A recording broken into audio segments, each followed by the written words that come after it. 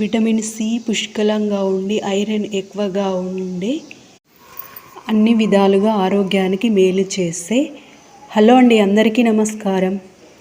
ఈరోజు నేను మా ఇంటి ముందున్న మునగ చెట్టుకి మునగకాయలు మునగ ఆకును తీసుకొని నేను ఈరోజు మునక్కాయల టమాటో కర్రీ రెడీ చేశాను.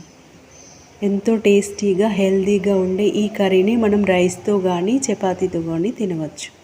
మునగకాయలు తీసుకువచ్చి నీళ్ళతో శుభ్రంగా కడిగి వాటి మీద ఉన్న స్కిన్ తీసివేసి సన్న ముక్కలుగా కట్ చేసి పెట్టుకోవాలి. స్టవ్ వెలిగించుకొని బాండీ పెట్టుకొని ఆయిల్ వేసి పచ్చి శనగపప్పు, ఆవాలు, జీలకర్ర, పచ్చిమిర్చి ముక్కలు, ఉల్లిపాయ ముక్కలు, కరివేపాకు, స్కిన్ తీసిన మునగకాయలను వేసి ఫ్రై చేసుకోవాలి.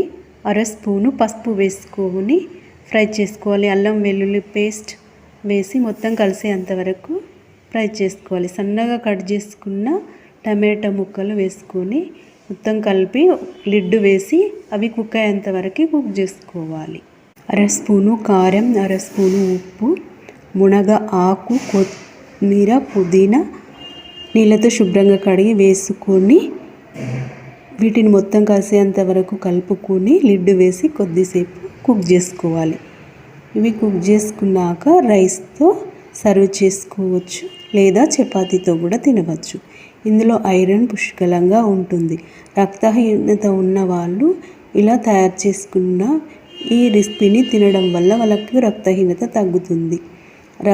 గర్భకోశ సమస్యలు తగ్గుతాయి. బోన్స్ బలంగా తయారవుతాయి. కిడ్నీ సమస్యలకు పరిష్కారం లభిస్తుంది. అన్ని విధాలుగా మేలు చేసే ఈ మునగాకు మునగకాయల ఆహారాన్ని మనం సూప్ లాగా కూడా తయారు చేసుకొని త్రాగవచ్చు. ఆరోగ్యానికి ఎంతో మేలు చేసే ఈ రెసిపీ.